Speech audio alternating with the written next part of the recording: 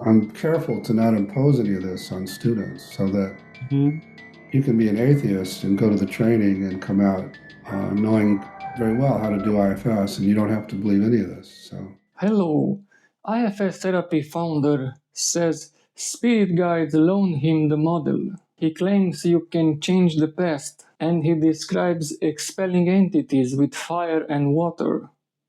This episode isn't speculation, it's Richard Schwartz' wildest claims, in his own words, pulled from 21 videos with him and shown on screen. Let's start with the one that shocked me the most. The guides loaned me the model. I am Beniamin, and welcome to the Florin Beniamin Show.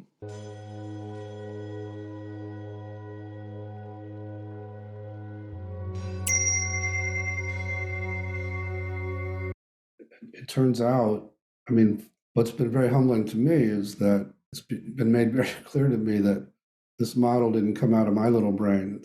The guides have loaned it to me to bring to the world. And it was a big relief when I learned that. Okay, pause. Imagine telling your university advisor, my spirit guides gave me my therapy model. That's either peak confidence or exactly how cults start, with one man and his guides. I waited until the movement had grown to the point where it couldn't be reversed by coming out about some of these things. And also, I asked my guides if I should be talking about it, and they said, hell yes, you should be talking about it. So I'm nothing if not a slave to my guides. Okay, so not only did they loan him the model, apparently they also kept the copyright.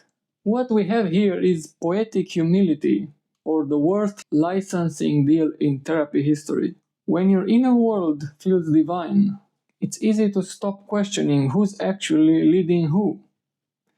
At what point does the spiritual devotion turn into psychological dependence?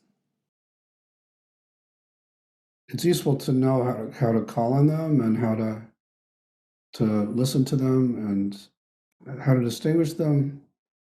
I have a T-shirt that says "Just Ask." So, I love that. Nothing simple. If you ask them if they're a part, they'll say, "No, not exactly. I'm something else." Mm-hmm. And again, they're just always valuable. They're just always helpful. This is where IFS stops analyzing the psyche and starts negotiating with the cosmos. It's not just a model of the mind anymore, it's a model of reality itself. Whether that's liberation or delusion depends entirely on how literally you take it.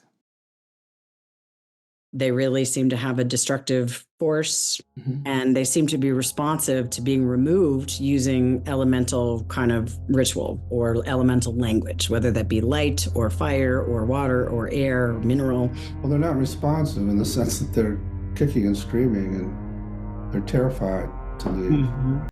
Here, the psyche becomes a mythic landscape. Fire burns pain, water washes guilt, air carries grief away. That's either poetic genius or the moment metaphor hardens into metaphysics. This is the kind of language that heals for some and worries clinicians for others.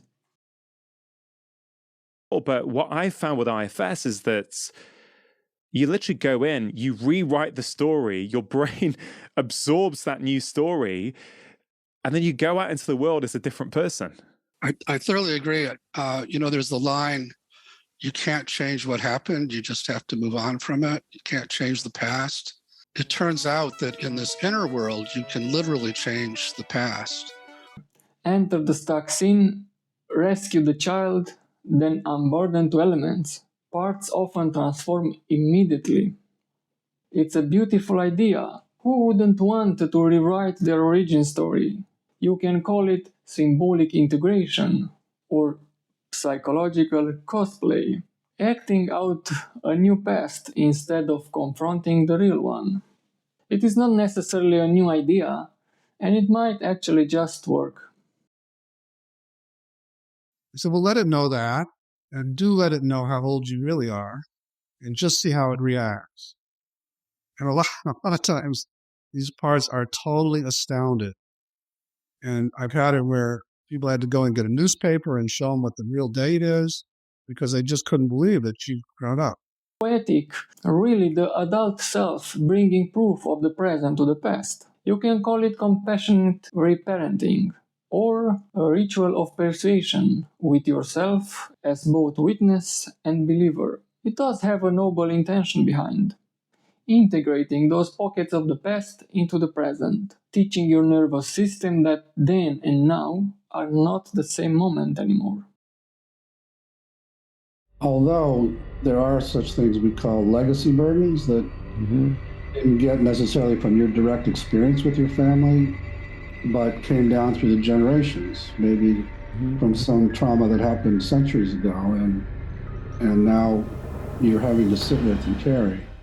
Is this spiritual archaeology, or the moment psychotherapy turns into Ghostbusters?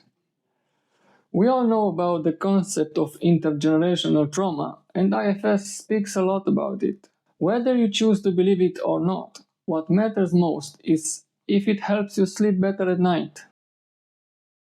The full range of their personalities and their ability to have relationships, and it is this little inner family, to pardon the expression, inside of us. And as people focus on one, it somehow opens a kind of portal to the world in which they all exist. When therapy starts opening portals, we've officially left Freud and entered Stranger Things. Can you describe a little bit of like what actually like parts work is? Yeah, well, the basic assumption is that we're all multiple personalities in the sense that we all have what I call parts. And unlike other models that work with parts, my belief is that it's the natural state of the mind to be multiple that way. It's true that we all have inner voices, conscience, critic, child, but calling them personalities is a leap. That's either a powerful way to humanize trauma or a slow creep toward pathologizing everyone. The world's most polite way of saying, you're all a little crazy. There's one other thing we could do about this, which would be to ask the mother's spirit to come, and then you can have the part ask the mother's spirit if it wants her to carry it. Okay. It may not show up, but it might. Yeah, she says she'd be happy to carry it for me. When therapy starts doing medium work, we've officially crossed over, literally. Inviting ancestors into therapy might sound wild, but it taps a deep human impulse, unfinished business. Here's the thing, you don't need to believe in spirit guides, portals, or elemental exorcism to heal. What IFS really did was give people permission to feel like more than their pain. The rest, the mythology, the mysticism, that's just a story we tell to make meaning out of chaos. Whether you call them parts, voices, archetypes, or guides, what matters is that they're finally being heard. Because maybe healing isn't just about finding one true self, it's about learning how to live in harmony with all of you. No matter how you see this, I hope love, peace, and harmony find you. Before you go, if you like this episode, feel free to watch this next episode, in which I speak about IFS. Until next time, Beniamin.